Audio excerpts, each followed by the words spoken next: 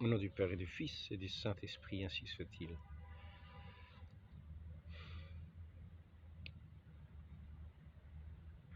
Après avoir parlé de la fraternité, de cette idée de fraternité universelle,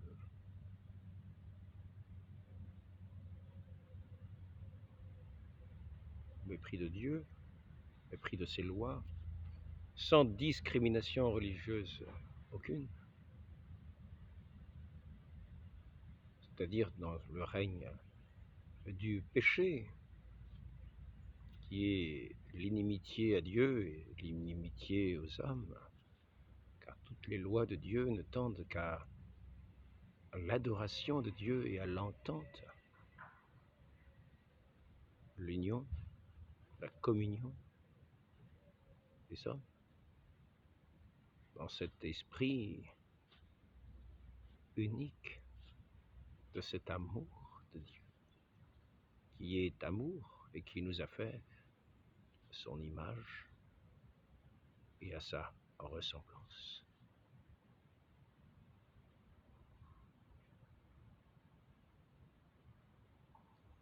Je voudrais parler donc de ceux qui ont institué ce faux règne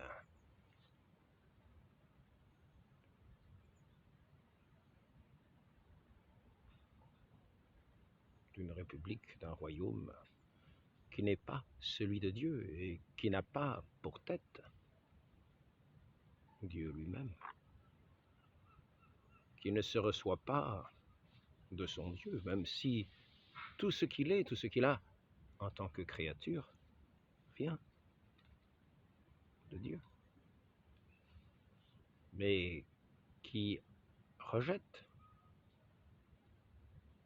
Dieu, qui rejette l'honneur de Dieu, la reconnaissance de Dieu, qui est dans le mépris de Dieu, qui est dans le blasphème permanent, et qui veut instaurer son règne, c'est-à-dire le règne de la créature, coupé de son Dieu, comme par un orgueil insensé, et dans lequel il veut établir tous les hommes, dans cette fraternité sans Dieu. Mais quelle fraternité peut-il être sans Dieu? Ainsi, nous allons voir que ceux qui se sont mis à la tête de ces États, qui ont voulu instaurer leur règne,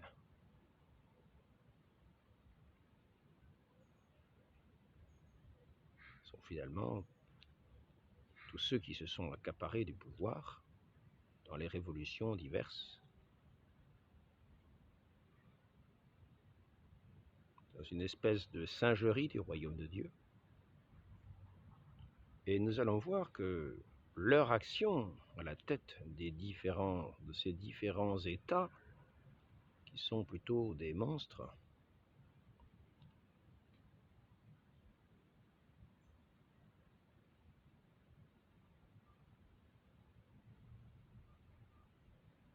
que ceux qui se sont donc mis à la tête, ce sont les puissances financières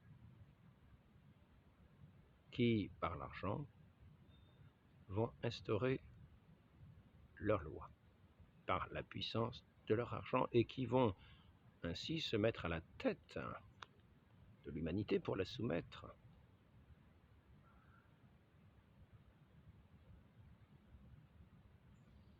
Nous voyons que cette tête des États, cette tête des nations,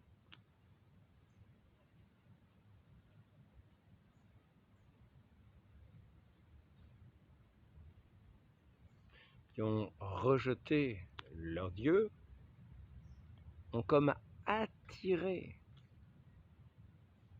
tous ces antichrists, ont comme attiré toutes ces puissances d'argent antichrist à venir se placer à la tête, comme un peu des parasites de corps qui seraient devenus des corps morts.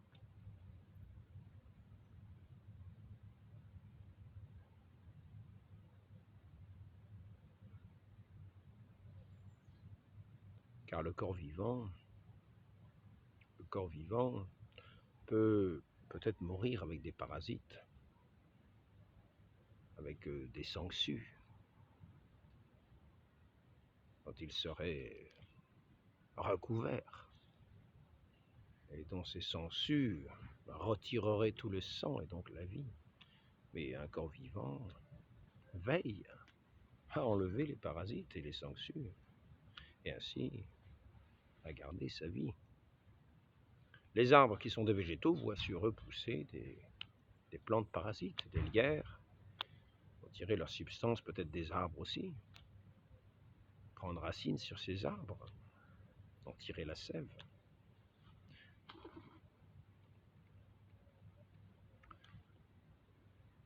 Et je voudrais maintenant montrer comment ceux qui ont pris la tête de ces États pour instaurer leur règne, dans cette singerie du règne de Dieu, montrer à quel point la providence qu'ils instaurent est aussi bien pâle, est une bien pâle figure, est aussi une singerie grotesque, une singerie sinistre, une singerie, pourrait-on dire, dramatique, une singerie mortelle, en comparaison de la providence divine. Et pour considérer cette singerie, cette providence de ces états impies, nous pourrons considérer la chose suivante. C'est qu'en Dieu est toute plénitude véritable. En Dieu, Dieu est la vie. Et c'est lui qui donne vie à toute créature. Il envoie son souffle et tout est créé. Il retire son souffle. Et ces créatures expirent. Ainsi, nous allons pouvoir considérer que ce Dieu qui est la vie, qui est le grand distributeur des dons, de tous les dons, aussi bien naturels que spirituels. Il est la plénitude de la vie dans tous les domaines. Et il nous promet, il nous a créés pour ce bonheur éternel, dans sa contemplation divine. Et c'est ainsi qu'il nous a créés, pour entrer dans cette plénitude de ce bonheur dont il est lui-même plein. Et c'est ainsi qu'il faut considérer effectivement tous les dons de Dieu, en particulier ces créatures raisonnables, les anges et les hommes. À ce bonheur sans fin qui est promis et qui est un don avant tout spirituel. Et c'est ainsi que, lorsque notre Seigneur nous parle, il nous dit que l'homme ne vit pas seulement de pain et qu'il n'a pas seulement un corps qu'il nous donne lui-même, mais aussi cette dimension spirituelle, une âme, et qui est nourrie de cette parole vivante, de cette parole divine qui crée toute chose, qui a créé son âme, son esprit, qui répand son souffle afin de vivifier toute chose et de la mener vers ce bonheur éternel qu'il a en plénitude. Et lui seul peut donner ce bonheur, lui seul peut donner cette vie, lui seul peut donner ses biens en plénitude. Et c'est ainsi qu'il ne faut pas considérer à l'extérieur, à l'apparence des choses. Dieu ne regarde pas à l'apparence des choses. Nous considérons les dehors. Mais cette vie que Dieu nous communique est souvent dans le secret des cœurs. Et notre Seigneur nous enseigne, lorsque vous priez, entrez dans votre chambre et fermez votre chambre à double tour. Et votre Père qui est dans le secret entendra vos prières. Lorsque vous faites une œuvre, que votre main gauche ignore ce que fait votre main droite. Votre Père qui est dans le secret voit ce que vous faites. Ainsi, cette vie que notre Dieu nous communique est une vie légère comme ce souffle de vie tout-puissant qu'il nous communique.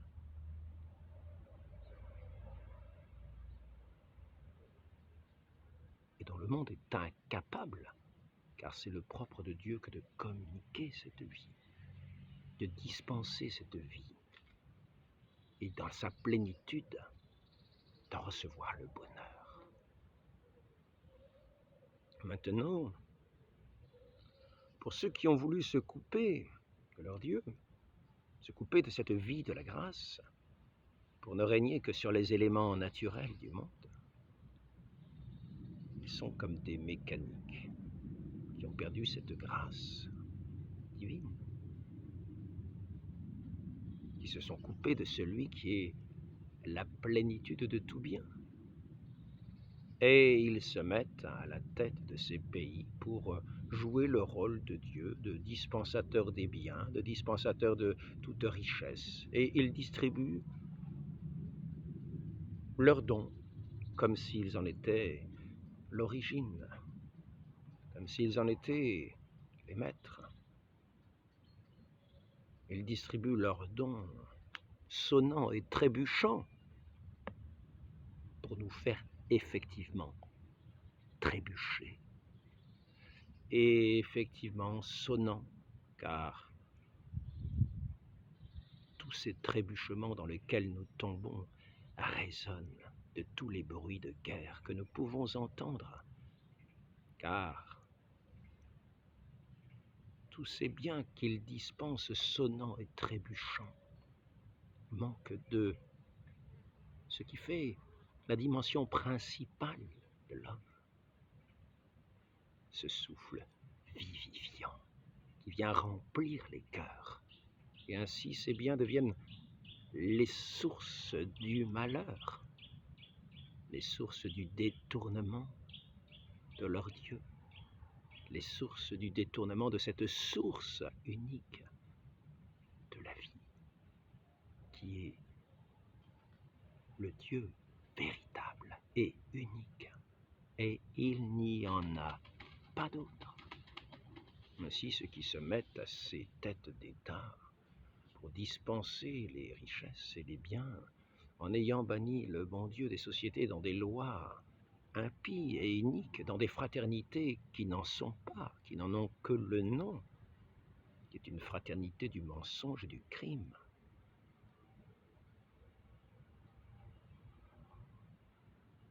Qui est une fraternité du règne de Satan, qui ne fait que montrer ses cornes et ses pieds fourchus pour boiter, ses cornes pour piquer, sa langue fourchue pour faisant paraître la vérité, exprime ce qui n'est pas la vérité, le mensonge qui détourne de la vérité sous l'apparence du vrai. Mais cette apparence du vrai est effectivement ce qui est du domaine du vrai, d'une certaine manière, mais non pas de la plénitude du vrai. C'est-à-dire que tout est don de Dieu. Hormis le péché, tout est don de Dieu, car tout est de sa création. Et cette création qui se détourne de Dieu est l'injure à Dieu. L'injure à Dieu qui ne le prive en lui-même de rien, mais qui est une offense qui lui est faite, qui est faite à son amour, qui est faite à sa bonté, qui est faite à la confiance que nous lui devons, qui est faite à la reconnaissance que nous lui devons, c'est-à-dire cette adoration que nous lui devons, lui qui est tout amour et tout bien véritable.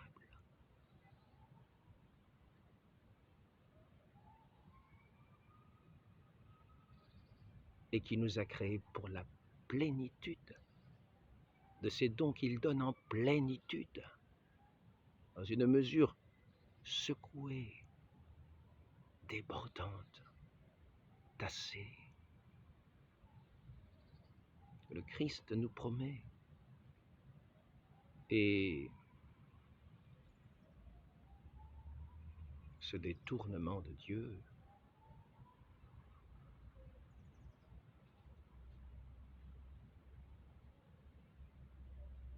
ce détournement de cette confiance, de cette reconnaissance à notre Dieu, est une offense à Dieu, en ce sens qu'elle ne permet pas à sa créature d'aboutir à la plénitude pour laquelle il l'a faite, à son bonheur éternel.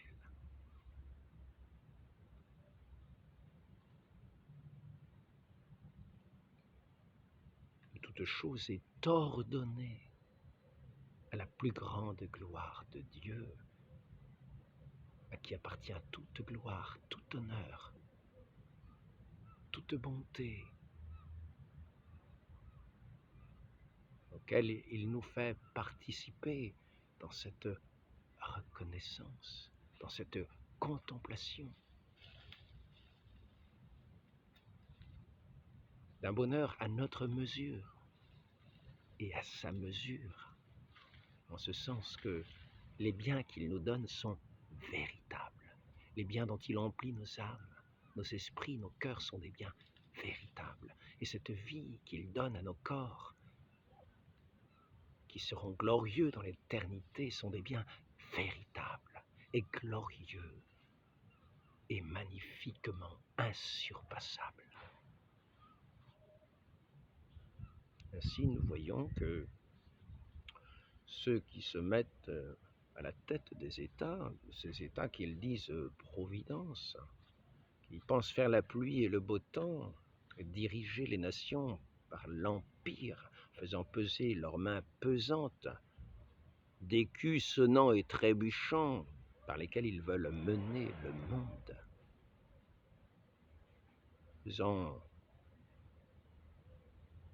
menaçant ici de misère, promettant ici l'abondance,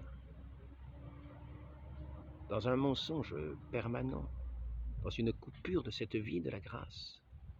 Chacun est comme dans un désert, au milieu d'une abondance de biens matériels qui n'ont plus aucune onction, car détournés de leur Créateur, de leur vivificateur. Et ainsi ces âmes qui se mettent à la suite de ces chefs, pour les avoir écoutés, leur obéissant, leur donnant une autorité illégitime qu'ils n'ont pas. Car la seule autorité est de la vérité, de celui qui donne en vérité les biens qui lui sont propres, qui lui appartiennent en propre, c'est-à-dire Dieu lui-même qui appartient à tout bien et qu'il peut confier dans son autorité, qu'il peut confier dans sa providence à telle ou telle personne qui le représente sur terre, mais non pas en se coupant de lui, non pas comme en lui volant son pouvoir, comme en lui volant son autorité, mais agissant par son autorité reconnue aux yeux de tous. rendons grâce à Dieu pour toutes choses. Et ainsi, ceux qui régissent les sociétés de cette manière, au nom de leur Dieu, au nom de celui qui a donné sa vie pour le salut des hommes, pour les rétablir dans la grâce,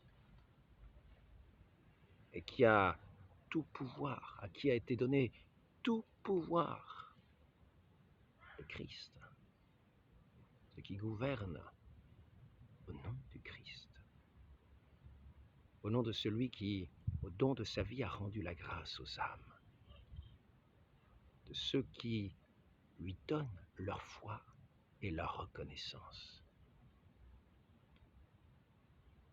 à tous ceux qui gouvernent en son nom.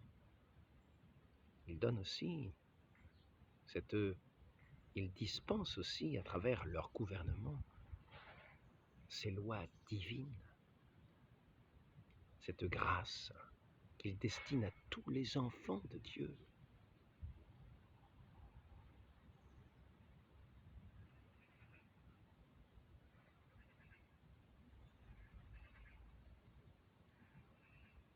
Dont le moindre mouvement de l'esprit atteint le cœur même de ce Père céleste qui est à l'écoute de ses enfants et qui leur prodigue les biens nécessaires et les biens les plus désirables, ces biens de la vie, de l'âme et du bonheur éternel.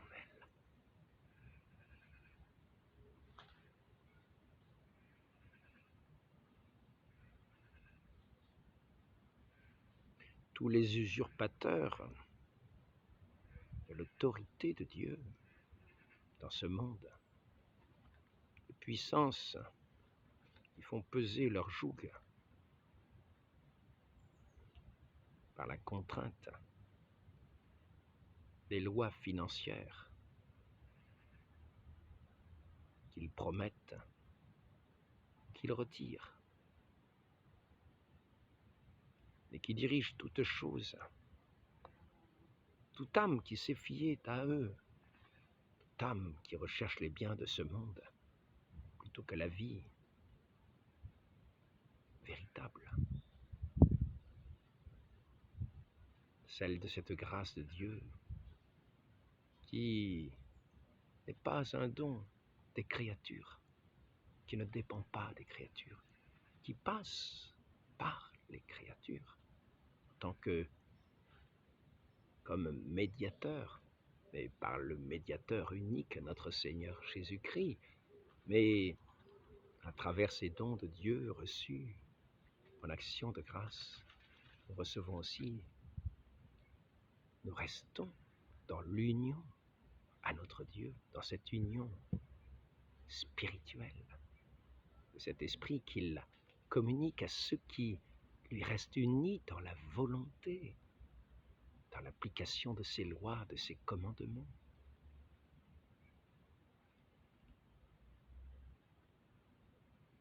Lui qui a rétabli l'humanité, qui avait chuté sous le premier Adam par le mérite du prix précieux du sang versé du Christ sur la croix, qui a lavé tous les péchés de l'humanité,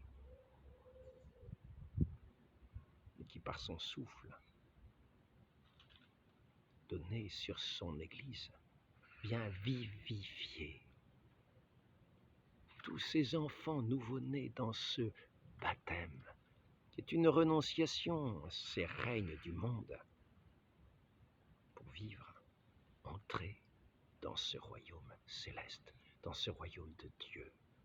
Le Christ est la tête véritable, le vrai dispensateur de tout bien.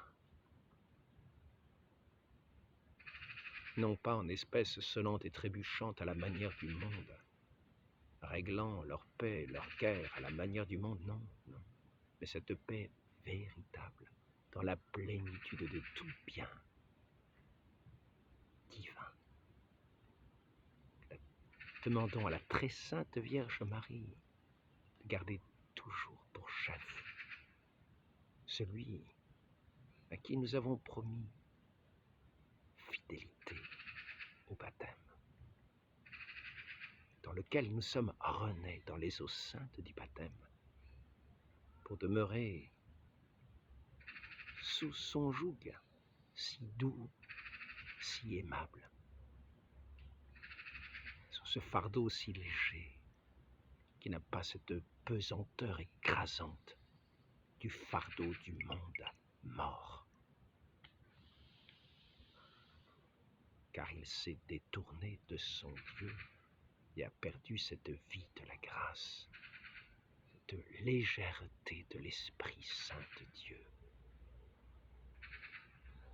Demandons à la très sainte Vierge Marie, qui est aussi cette dispensatrice des dons divins, de demeurer tournée vers elle comme ses enfants. La remercions de nous avoir donné, de nous donner par ses mains de si précieux dons, et ce don si précieux entre tous, en lequel est la plénitude de tout don, son Fils unique et bien-aimé. Ainsi soit-il, qu'il règne dans nos vies, dans nos âmes, sur nos cœurs, sur le monde entier, dans sa grâce et son amour. Ainsi soit-il. Au nom du Père et du Fils et du Saint-Esprit, ainsi soit-il.